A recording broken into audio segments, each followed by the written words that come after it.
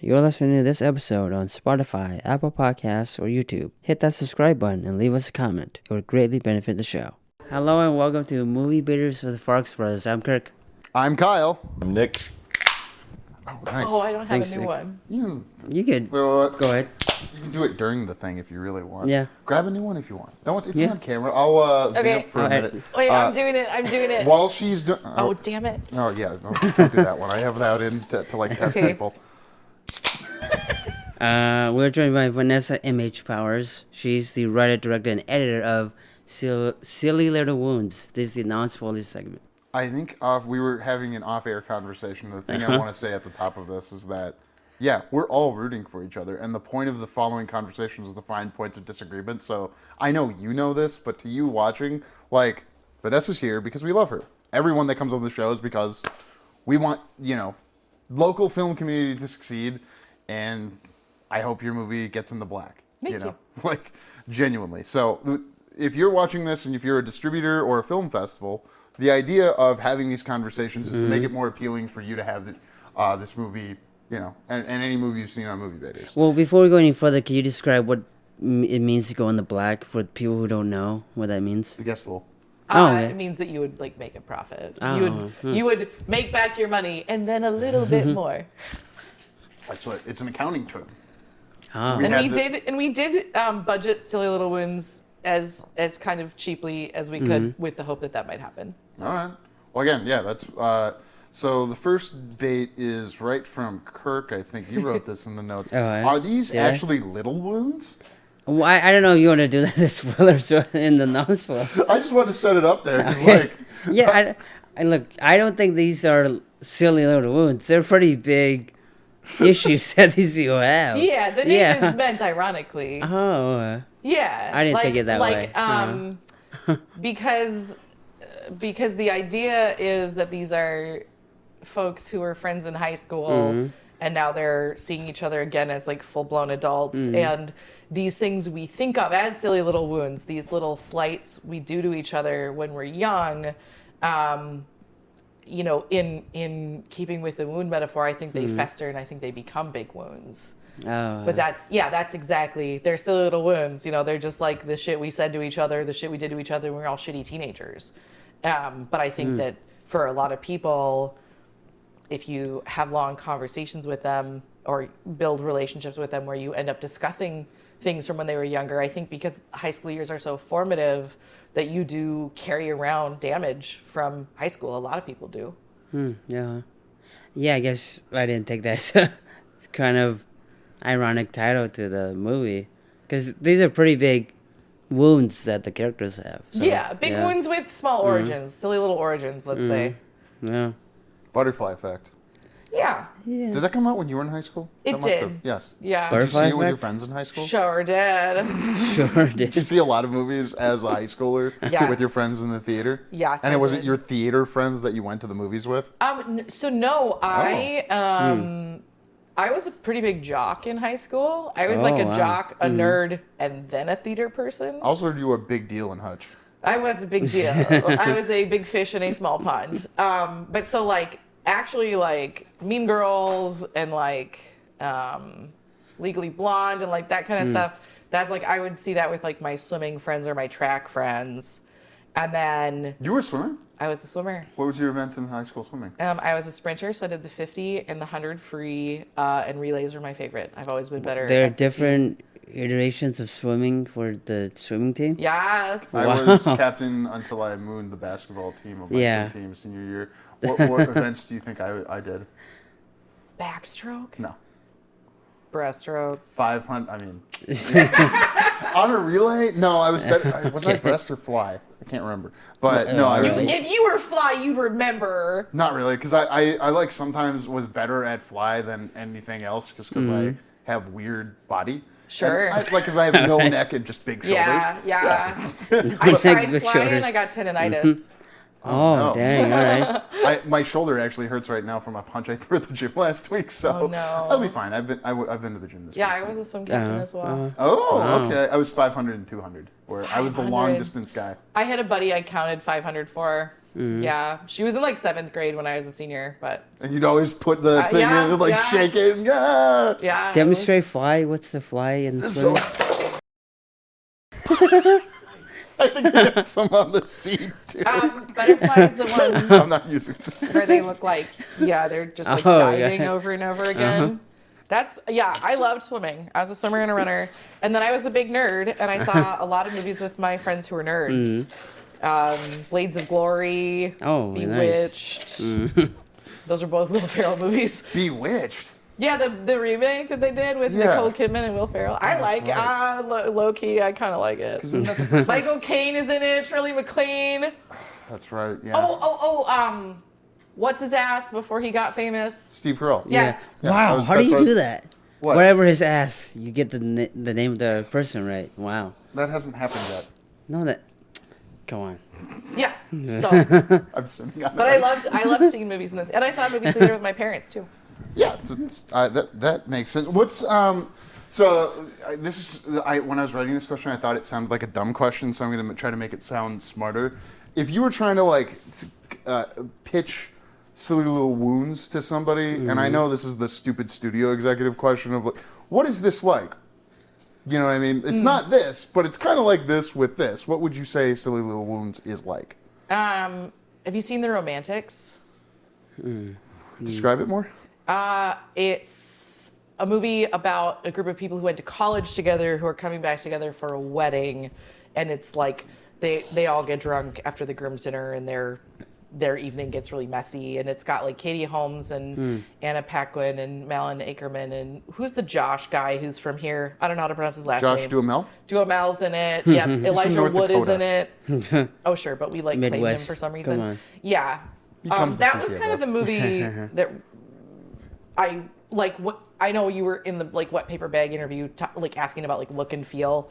The Romantics was like a big, jumping off point. How would you describe the like look that I assume that Luke's seen it, or did you make him watch it? Yeah. Okay, you made him watch. Do you sit with him while you watch it? No. You say, watch this, and what is he looking for? And that's your cinematographer I'm referring to. Yeah, I mean, and Luke did one better. I think one of the things that like there's some films I have like really strong vision for.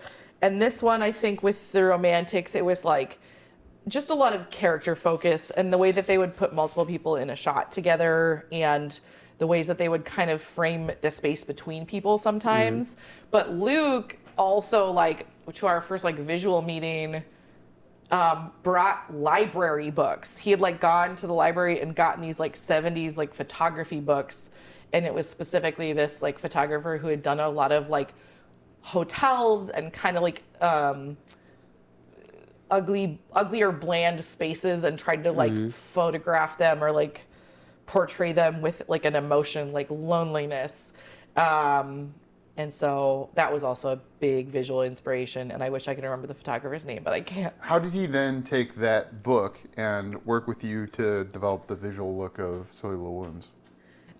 Well, I think the biggest thing we took away from that was like lighting ideas.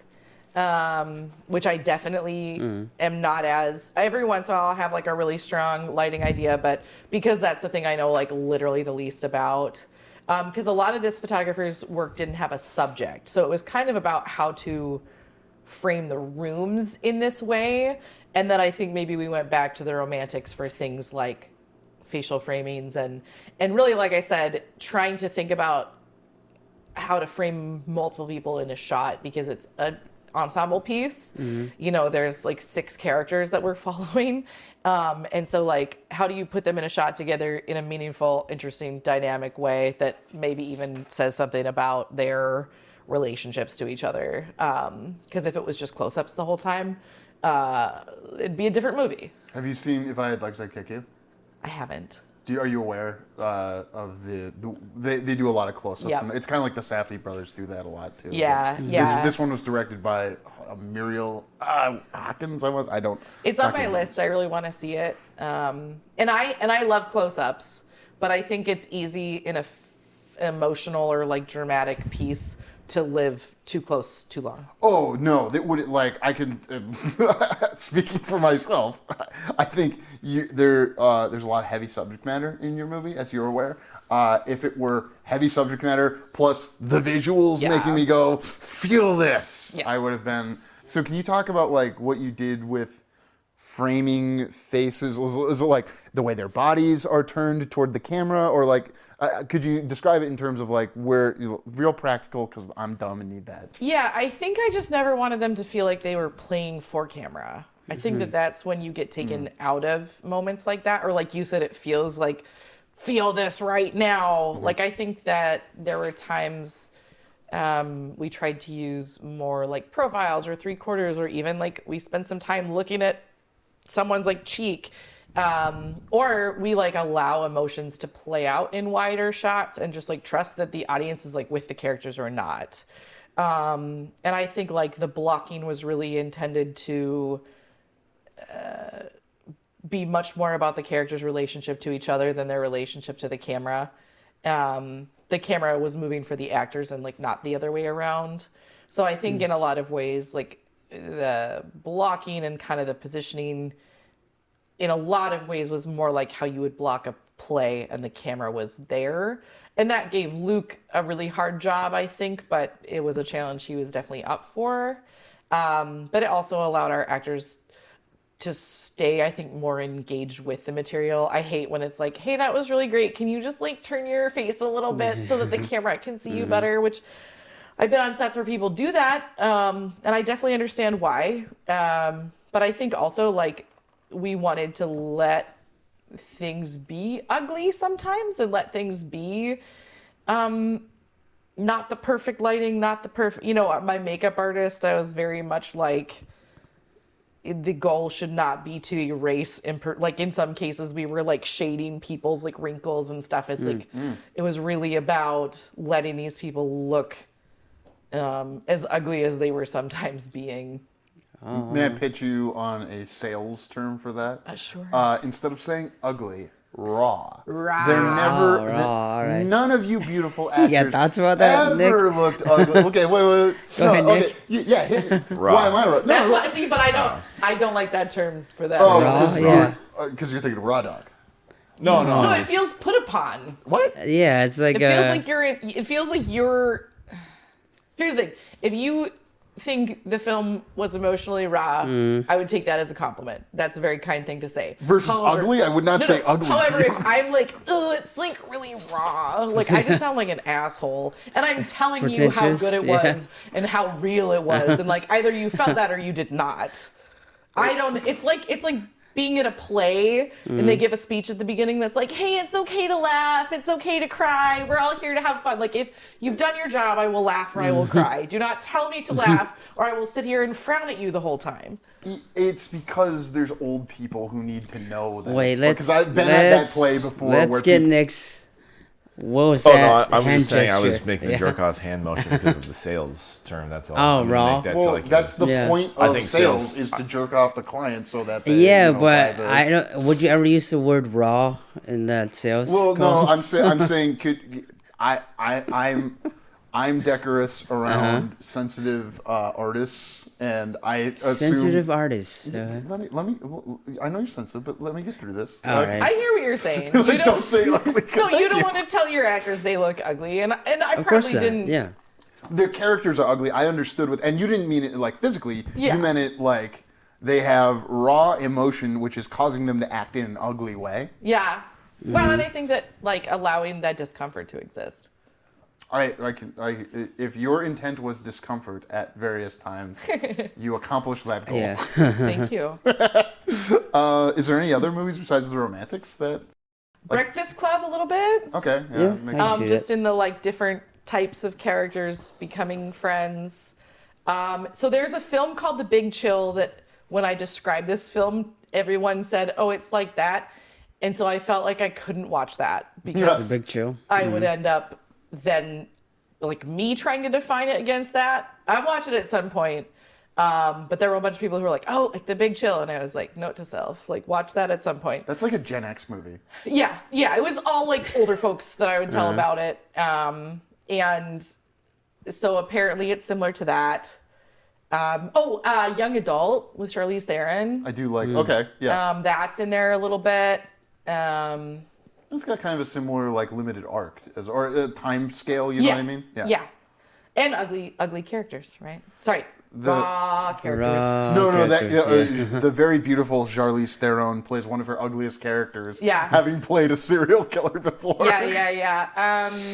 And maybe in a way that I can't quite put my finger on. Oh, what was the other film that just came to mind that then immediately left my mind? Oh, things like Juno or Little Miss Sunshine. Oh, yeah, I can see that. So believe it or not, I know everyone's like, the content in your movie is so heavy. This is Vanessa's version of a comedy. Yeah, it did say comedy drama in the research, and I was like, oh. Yep. So the balance of like dark and humor, maybe like those two films. Here's the thing, at the film festival, our first audience laughed like crazy. Our second audience, like Not so 3 much. people laughed like crazy. See, I'm often the person in the movie theater laughing, and then I'm like going, wait, I'm the only one laughing. What's wrong? Or at least I'm having a good time. Yeah. Do you think it's those? I don't want to speculate on that audience that time. Is you think it's one of those things where it's like, oh, this is like uncomfortable, and this is my reaction to this uncomfortable thing is to laugh. It's funny these characters are in this situation. Yeah, well, I'm millennial, so like we laugh at trauma, right? That's like our. Okay, let's get into this millennial thing. What is your like view on millennials and like because this is I've got the quote in my notes here. This is a song, a story, or a song or a poem to millennials. I didn't get A love song to millennials, yeah. Thank you. Okay, it's a love song. Yeah, or it's like a love letter. You know, when you say something is a love letter to something, I think it's a love letter to millennials. Diary entry, a song, and a love poem to being a millennial. Is a quote in one of the. That Erin Pecker wrote that because she wrote that. More poetic than I am. Okay. Yeah, so I mean, millennials. I think that like, as it speaks to the film, I think that there's the binge drinking. I think that there's the laughing at trauma. I think that there's the eating disorder shit that was really prevalent when we were growing up. I think that there's a type of misogyny that was really prevalent, a specific breed of misogyny, the sort of love triangle bullshit that was really prevalent when I was in high school. So I think for me, it speaks directly to a lot of problems that people my age have experienced. I think also like the mom kind of losing her identity and mom. I know a lot of people who've struggled with that. So yeah, I think for me it's it just was all inspired very much by problems that exist for like myself and people my age and my friends who I love and care about and trying to just put all those in one place and acknowledge them because also it's pretty millennial again to like say, hey, this really terrible thing happened. Ha ha ha ha ha. Just kidding. Let's drink. Laugh at it, yeah. Okay. I'm starting to understand what you mean by millennial, and my like reaction to that is, well, like you think millennials are bad for drinking and misogyny? Have you heard about boomers? You know, and what it was like when they were kids? Oh, but I don't think they're bad. That's why it's a love letter. Oh, what do you mean you don't think they're bad? Yeah, what do you mean they're I mean, not bad? because these were all people that I loved and I do love. Because like these are my people, you know, our problems are what they are and I love them. Like I feel like a lot of these things we've emerged with in our 30s as like a badge of honor a little bit, you know, a little bit of like, you know, I was watching like an Instagram video the other day where someone was like, oh my God, like kids these days have like skincare.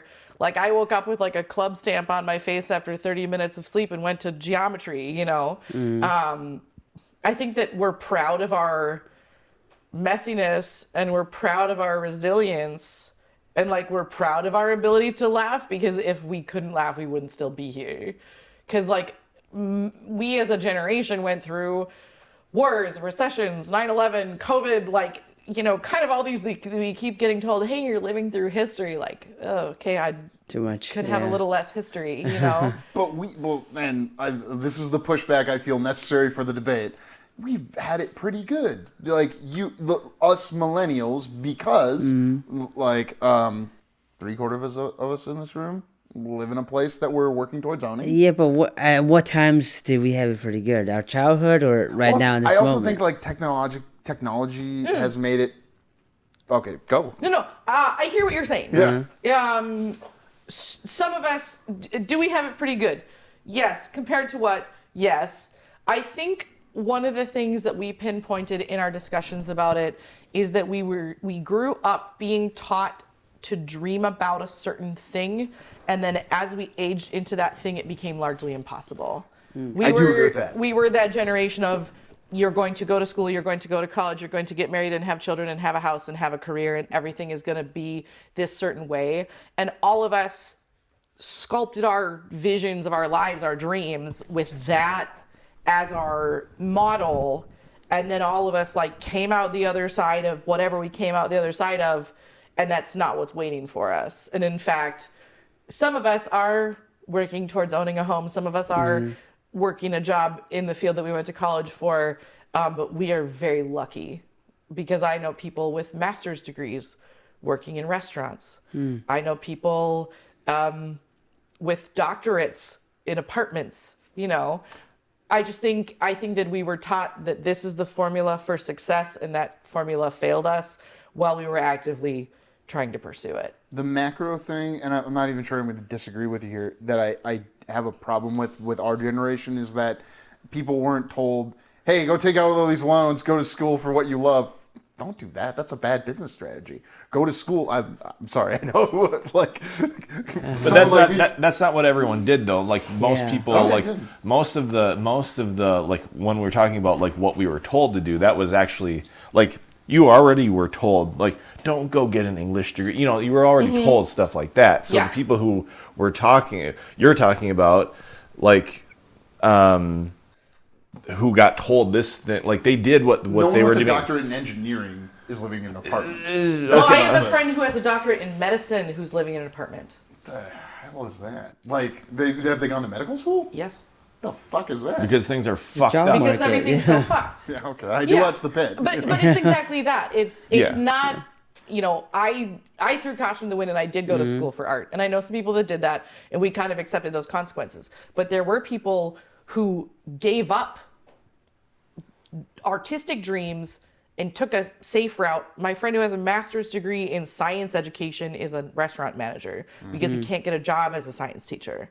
Like, it's, you know, people who went a safe route still got screwed. That's what it is. Like, if you took a risk and it didn't pay off, you were aware you were taking a risk. But a lot of people took the Robert Frost road more traveled and still ended up lost. It wasn't supposed to be a risk. It was supposed to be, this is what the people... This is what like, will yeah. make your life a certain Yeah. way. Yeah. Yeah. And that's a lot what this film is about too, is hitting that point where you start to see your life for what it is, and then you are forced to decide whether you are happy with it or not. See your life for what it is and decide if you are happy with it or not. What's interesting to me is that this in your movie is through the prism of high school. Yeah. Like their relationship to high school. And like, so you're still friends with people you went to high school with actively in your daily life? A couple. Okay. And didn't some work on this movie? One. Who's that? Oh, Tristan, right? Corrigan? Yeah, sorry. So two. So Tristan, and then my friend Kayleen came and did hair for a day Oh, okay. because we needed extra people to do hair. I saw Alex Rumsey did hair one day. She did. She did hair and makeup. She drove up to Chisholm to do that. How many days were you guys in Chisholm? 11. How many hotel rooms did you have at the Chisholm Hotel? My wife asked that question. Mrs. Farx wanted to know. Like 8. Oh, you had 8? Okay. Yeah, so we did do our best not to shit where we ate. So we had 2 that were just filming rooms. Oh. Did you rotate those? Yep. Yeah, because we were looking at the pictures on the wall. Yeah, To so- define whose room was which. And Erin Pekka did those paintings.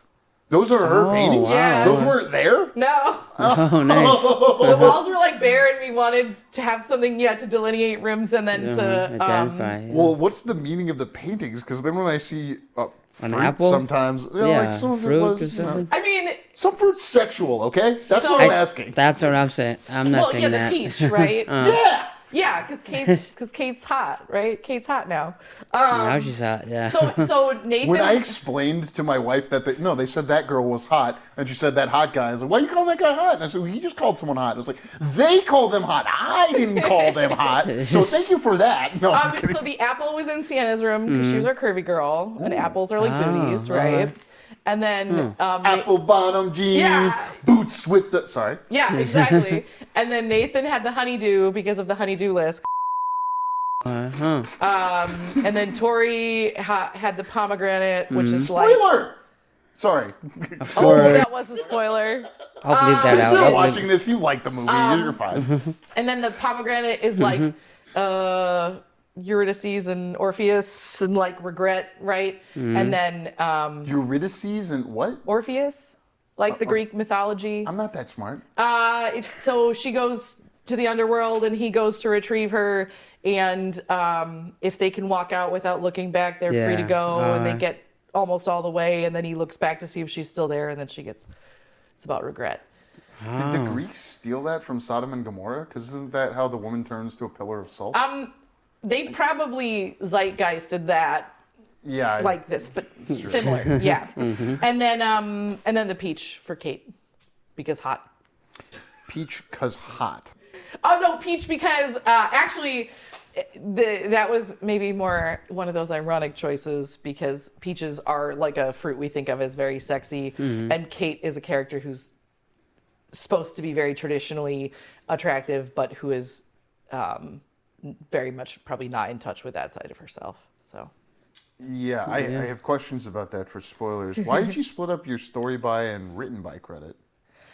So the story was basically come up with by myself and another person. She like helped me do the whole outline, like really in depth, and gave a lot of feedback early on. And then she wanted to audition for it, so she opted not to continue help writing it. So I wanted to make sure she still got credit because probably the movie just like would not. I mean, not probably. The movie just would not have happened without her. Can you say who that is? Abigail Blue. Oh, okay. She played Brooke, the receptionist. Yeah. And she helped out on crew, but basically the script idea was kicking around from like 2020 because it was inspired by a conversation I had with an old high school friend during COVID. And I had like taken all these notes on it, and I had like talked to a couple people about it, and then I like abandoned it. And Abigail was the one who kind of like every time we would kind of come back to like, well, what are we going to work on next? What are we this? What are that? She's like, what about that high school script? And I was like, I don't think it's going to happen. And then when the idea kind of came back to life, yeah, she was the person I collaborated with the outline on. And I mean, the whole outline was both of us. So When did you and Abigail meet in your life? 2017. She auditioned for Beauty and the Beast at the community theater where I do theater. And she In the basement of a church? in the basement of a church. And she was in the ensemble initially, but then a bunch of people dropped because when you do a Disney show, everybody just wants to be the princess. Right. And so she ended up basically becoming like a featured dancer. And so I worked with her like way more than I would have if other people had stayed in, and just, yeah, I really liked her right away. And then you had contributions from Laura LeBray. Laura Labrie, yep. LeBrie, sorry, Laura. And Aaron Pekka. Yeah. What was that? So after we cast Erin, she helped with some really important like additional shaping of April's character. April's character. Character. Yeah, because in the original script, she was like a bit more flat. She was much more like a straight man character. She didn't have as much of her own journey. And Erin, you know, in her Erin way, very much like not stepping on toes, was like, hey, you know, this scene just like falls a little flat, doesn't really move the story forward. Like, what if it was like a little more like this? And so, yeah, we let her have some pretty heavy input on her character's story and developing that further. And then Laura Labrie, just like, whether she's listed or not, is like the shadow writer on like every script I have.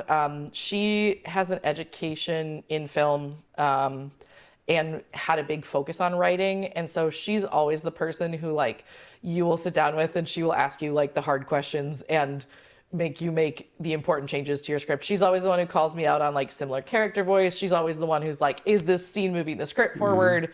So like when I sat down to do revisions, it was very often with Aaron and Laura helping. And I was like, I can give you guys like writing credit. And they were like, no. So I just want to make sure they got credit for their input somewhat. All right. That definitely helps a lot. I really like Laura because she always says hi when I see her at events. We love Laura. I have to make a better effort to go, Laura Lebr, and I'm going to say her last name the next time I see her. I love it. Well, she'll be at North Star, so. Good. Because Laura, I'm going to come up to you and say, Laura Lebrie! And I'm going to hit a hard E on that. Give her a big high five. Yeah. She does. She'll be like, you guy. I'm just kidding. She knows who you are. What did the personal history of working with people you've known a long time bring to the dynamic of the project? Was that a hard question? Because the other question I should have asked a minute ago was, what was the hard question Laura Lebrie asked you that got you to change something in the script? So you can answer either one of those. Choose your own adventure. I mean, with Laura, it's always, what is this scene doing to move the story forward? I think the funnier thing about the script is the first time we read through it, so Tori and Nathan had their like 3 scenes or whatever alone, or their 4 scenes alone. And in the original draft, only the last one worked, and all the other ones were terrible. What do you mean worked? Why are you saying terrible?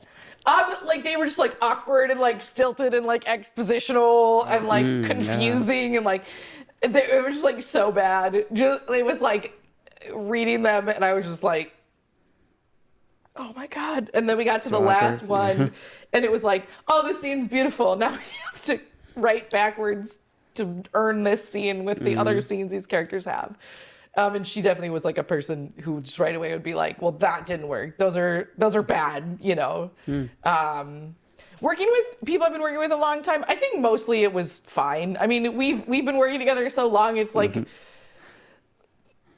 it wasn't special to this project over any other, because you have your shorthand and you have your ways you get along, and I don't think that I think the only person it was different with was my friend Kayleen, because very much less so the adults, but the kids were loosely based on a real group of friends that I had. And Kayleen was like, okay, so who's this one? Who's this one? So she kind of like knew that it was sort of, and like I said, loosely, but she kind of knew that it was sort of based on a group of people that we had both known. And so she got a kick out of, like, one of the characters like wore a pair of my jeans from high school, like in that opening scene.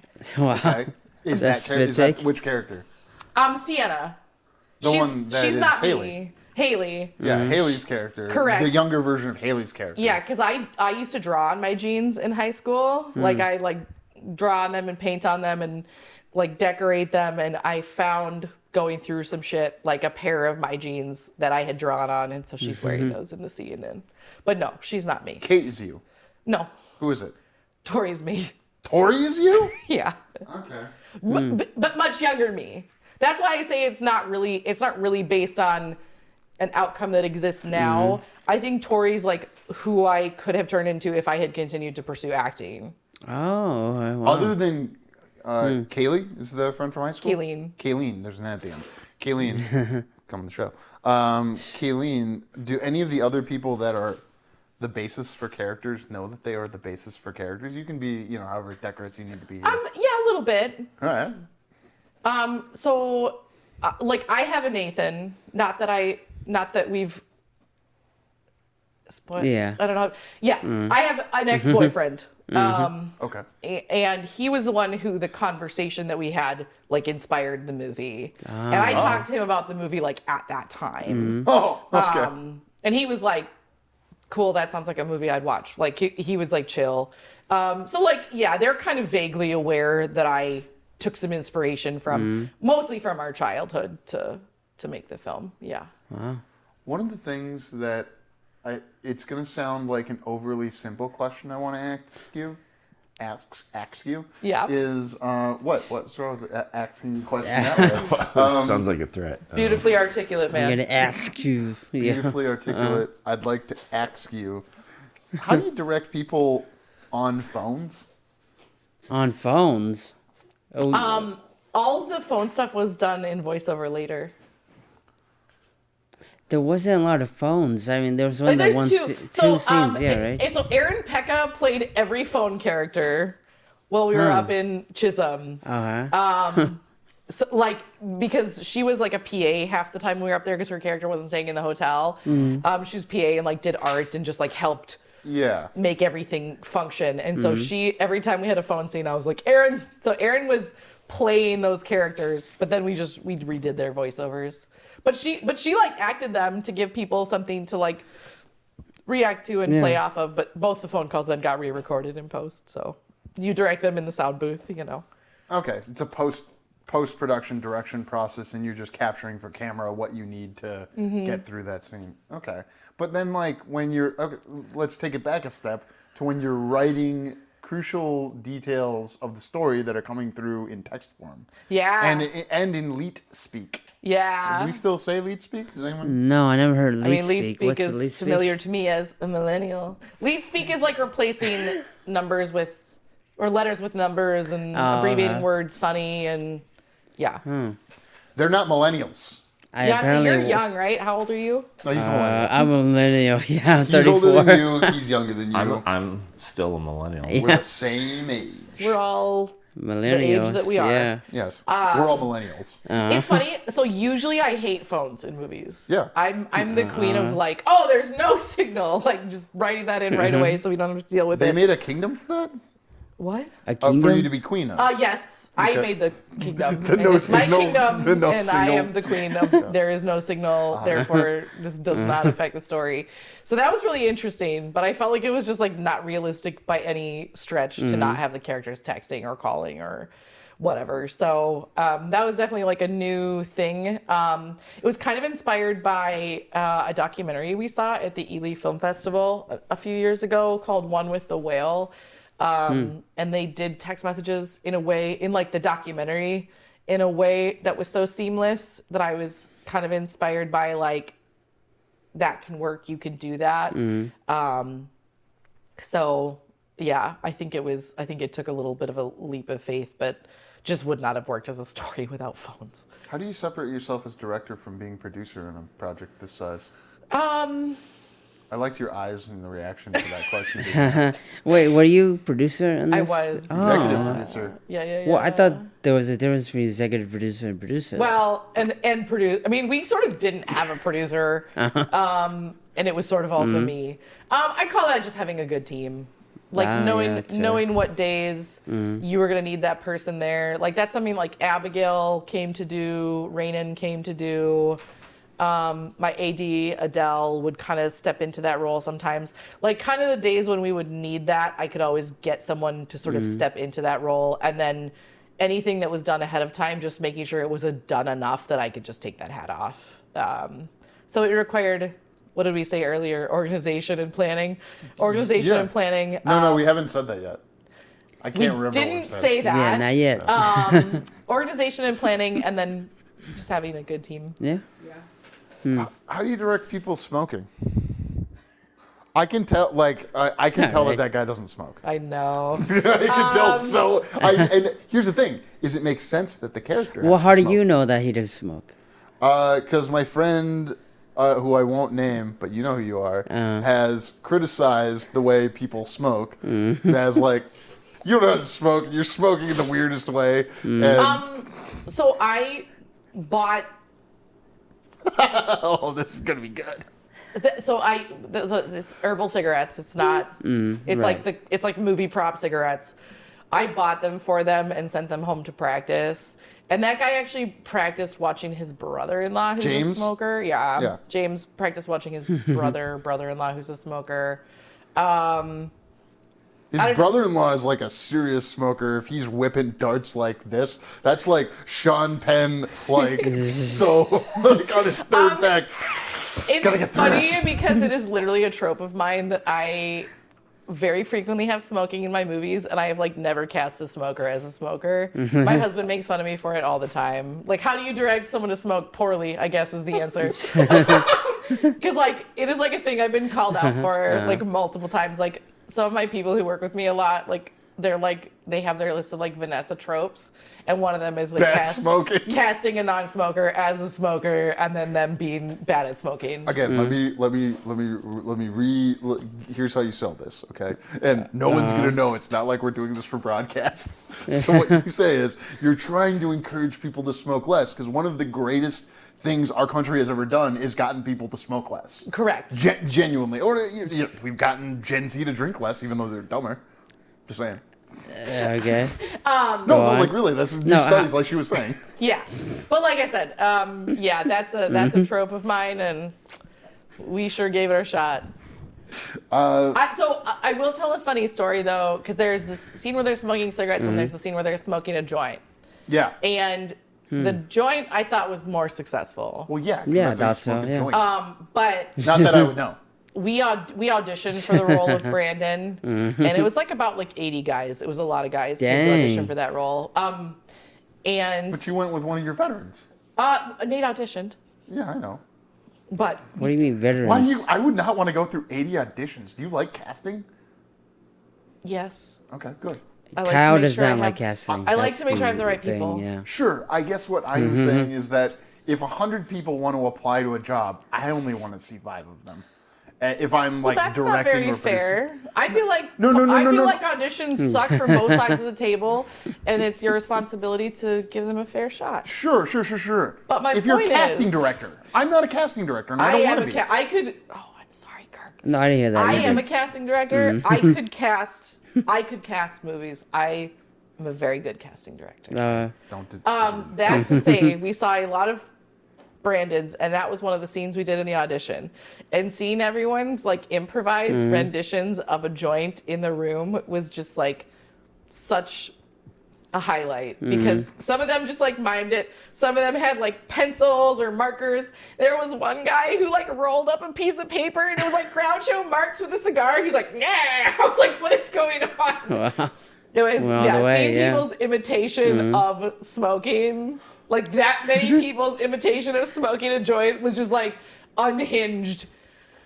I like the opportunity for, and speaking as a director, for a new discovery to happen. I absolutely fucking find it infuriatingly inefficient as a director to watch 80 people do, look, I'm doing a Marx Brothers routine right now. It's like, that's funny. I'm sure you're great at something. That's why the casting director sees you, because honestly, it's usually a she, because women are better at this than men. Am I allowed to say that, even though it's sexist? Why is this sexist? I think that women are better at this than men. But why is this sexist? Because I'm saying that one sex is better than another. That's Casting sexism. people in the movie? I'm saying women are better at that job than men. But it has no correlation to women doing Because that I think normally. women have a broader perception of people generally than men. I See, don't she agrees with me. think it's a sexist thing. Yeah, I don't think it's a sexist thing. No, it's, yeah. it is understand. objectively There's no sexist. there's no correlation there. No, I mean it's a little misandrist, if anything, because you're discounting men. Yeah. But Most Maybe the men opposite thing. get along because men generally are the more like powerful of the two sexes. They have now to that's worry. the sexist thing to say. Physically There it is. speaking, generally speak, well, is it not right for me to recognize the patriarchy? You want to keep digging Because- this hole, or Well, no, I'm genuinely willing to tell you stand on this point. Say what you're trying to say. yeah? I'm saying that I just don't want to watch 80 people go through something and go in a completely different direction than is whatever going to be related to the project. And that's why I think there's a beauty between having casting directors and Yeah. directors. That's all I'm saying. Yeah, so I I get love that. auditions for that reason, though, because I think that like watching 80 people do something, you will probably discover something new about it. Like, I think that you go into auditions with a preconceived idea in your head of how something should sound or how something should be done. And when you see that many people do it, one of two things happens. One is someone totally surprises you and you see your own material in a new light. Or the other is that like you do see those similarities start to come out and there's like a sifting effect, and like the people that stand out in a positive way do just come to the top of the pile. And I only hold auditions for a project about every 2 years for the reason that you're talking about. It is exhausting. It is long. But it's like I do it to collect new people. I know Alex told this story when she was on your podcast. Go ahead. But like she auditioned for this and we didn't know each other very well. And through that experience, I was like, I really like this girl. And, you know, she wasn't right for one of the leads, but we got her a small role in that, and that was like a genuinely great way to start a professional relationship with each other. Yeah. So I think that casting is like always an opportunity. You just gave me a potential for a debate topic of recasting couch of who would I recast, which character would I recast Who, with in this Alex? movie? Yeah, because it's like they do that on a bunch of different shows. Like, oh, if you're a studio executive, they do it on Barry's show actually. Yeah. I think pretty regularly at the end. You've listened to his show? No. Previous guest Barry. No. Yeah. Anyways, I didn't know he had a show. and it's wonderful. Feeling Minnesota, looking California. Oh, okay. Something yeah, I like think I've that, seen yeah. posts about that. There are multiple movie podcasts in the Upper Midwest film community. There are. I'm not interested in California though, so his might not be for me. It's not. One of the guys is from California. Does he one of look the like hosts. it? They're not a visual I haven't podcast, seen so I him, have yeah. no idea. I didn't know what Barry looked like very well until I met him here last week. Seems misleading. It- All right. I don't have a direction I could specifically hit with. It would be Alex over this person because I know I know Alex too well, and I'm too familiar with your crew that I wouldn't want to like. Oh, I can say which role she would have had. which one? Kate. Kate. Yeah. The tattoos make it so that it's less of a thing because like I mean, we that's- would have covered them. Oh, okay. Well, that's fine. Yeah. Then you've got me to agree with you because But I could see that. Especially now that I know her better as an actress. And that won't hurt Abby's feelings. Abby also loves Alex. yeah. The other strange thing about auditions for Brandon specifically is the other scene we did was the hotel scene where he's like, honey, I'm home. And he has the little flirtation with Sienna. And like 2 out of 3 or 4 times they would do that line with a British accent. Honey, I'm home. Honey, yeah. It's very strange. Choices were made. Why British accent? I Is don't- that I think that they thought that was like playful. Because it's not like they did the whole scene that way. But just like a lot of people were like, honey, I'm home. And I was like, what is... See, because I've watched too much I Love Lucy, I would have gone too Hispanic on that. Honey, Lucy, I'm home. I come back from the Copacabana. Go around you. Was that Hispanic? Maybe I would have laughed at that. Maybe I would have gotten cast as a Hispanic version of your character. Probably Maybe I not. am. Why can't a character be? Why No, can't was people that a be secretly Hispanic? Was the husband Hispanic? In I Love Lucy? Yeah, he was Cuban. Your character wouldn't have been Hispanic. You would not have been You Hispanic. would have been. You don't know who's But Hispanic. perhaps I would have allowed you to do a Ricky Ricardo accent. Well, I've never seen the show, so I didn't know he was That's a mistake. Colombian. She talked about Nicole Kidman earlier. There's a Aaron Sorkin, Nicole Kidman version. Biopic, yeah. Yeah, biopic. Oh, wow. I'm just saying. Are these people in different grades? Yeah. Which ones? This is dumb, but I just need to know who's no upperclassman and who's an underclassman in this clique of 6 people. The boys are upperclassmen, the girls are underclassmen. What? Okay, this is the dumbest thing, and we're not going to end I on mean, you this. brought But it up. when I was in high school, I thought it was wrong to date underclass women, but I was also super Christian and didn't I mean, I think there was a little bit of a taboo to it, but I think that's why underclassmen girls liked it. like Wuthering Heights. Yeah. Like Wuthering Heights. Wuthering. Just like Nothing like Titanic. Wuthering Heights. Yeah. There's something wrong. They're a poor. They're an underclassman, and now I'm attracted to them. They're a poor. Yeah. That's what Titanic is. He's a poor. Correct. And I understood the movie. I'm just okay. So the guys are older. Interesting. Yeah, okay. Aren't some of them supposed to be in their 40s? Like late 30s. Okay. Yeah, but Oh, so when and this isn't really a spoiler. When Haley says I'm almost in my 40s, that's what the line must be. Okay. yeah, She's not looking to die of cancer in her 40s. It would take a couple years to die of cancer. Now I see. I was paying attention. I was. Yeah, but I was some of these things. I was Hold on. What's your issue with their age difference, though? They're not that. There's just not like that when big I of a was in gap. 12th grade. I thought it was wrong to date a 10th grader. 12th grader, senior what- to a sophomore? What's funny is that I got asked by upper class women to prom and didn't go. When I was in like Wow. 11th grade. You didn't go. I went Brag about my it. senior year because I was like, well, if you don't go once, you know. I went to prom every year. Yeah. I went to 7 proms. 7? How'd you go to 7? When you were in 8th One grade. my freshman year, 1 my sophomore year, 3 my junior year, Nice. 3 my senior year. That 2 my that's- senior year, that's sorry. what I was saying. 2 my senior year. Yeah. Wow. That actually, I think, is very illuminating about the movie. Did you go with the same guy? No, I didn't even go with a guy every time. God bless. I was going to talk about music and stuff. You want to say anything insightful? Here's the question. We had Eric Richardson on the show recently. Yeah. And he said, I wish we would have talked more about Vanessa because she is so specific and more detailed than a lot of, like, in contrast to us, like, the conversation between Eric, Nick, and I think Isaac was there too, was, hey guys, this seems sick. Here's what we're thinking. Cool. Done. That's very sweet. So I've never met Isaac. That's crazy. I have met Isaac. The music on this project was, I think, really important. Again, thinking about that, I know you are hating this now, but like millennial, like I think music was really important to us. Not that I hate it. It's just that I'm like, I have a strong reaction. You're resistant to it. I have a strong reaction to to being identitarian in this. Sure. Okay. I believe in the spirit of sales and identifying your audience.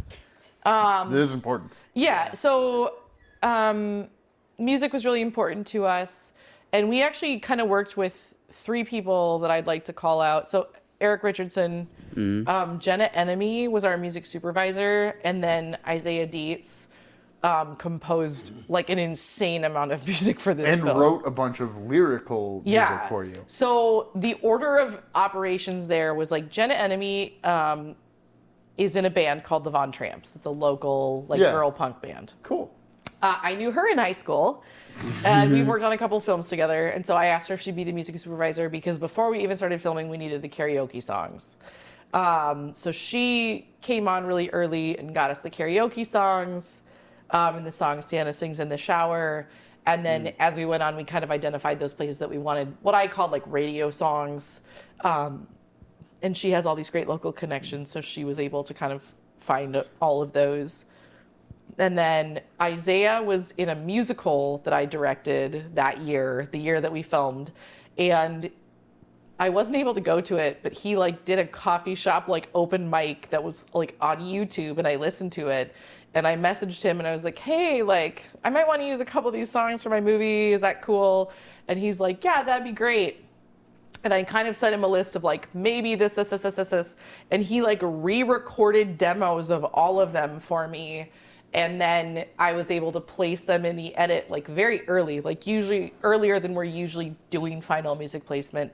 And then my kind of exchange for that was that I paid to get all of it recorded in a studio and mastered for our film, and then they're going to be releasing that as a soundtrack, or like as an album, and then when will that happen? This spring, hopefully. We talked about it before the film festival, and everything just got really nuts. But I know he's working on it, and he's working on a banner for the website and stuff. But he's going to be wanting to release that kind of as a calling card for himself and what he can do, and then Eric was the one who signed on last, and we were in a place where we had this like radio music, we had this like you said, lyrical like vocal score, and then I needed some just like score moments. But Isaiah's a singer-songwriter, so writing like instrumental doesn't come naturally to him. So I like probably what he means when he says specific, I like isolated out very specific, like here to here, here to here, here to here. We need this. I sent him like some of the characters kind of had themes in the vocal score, and I was like, this could pull some stuff from this could pull some stuff from this, So I think when I talk later about using people's time respectfully, that's kind of what I mean, is like putting together a toolkit for them to be very successful. Remind me to ask her about that in the interview, please. Yeah, I'll remind you. Okay, let's end on the non-spoiler section on Vanessa. People are going to see this movie.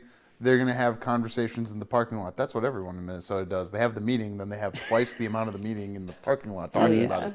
What would you like people to be talking about after they see this movie? I would like them to talk about their silly little wounds. Like what,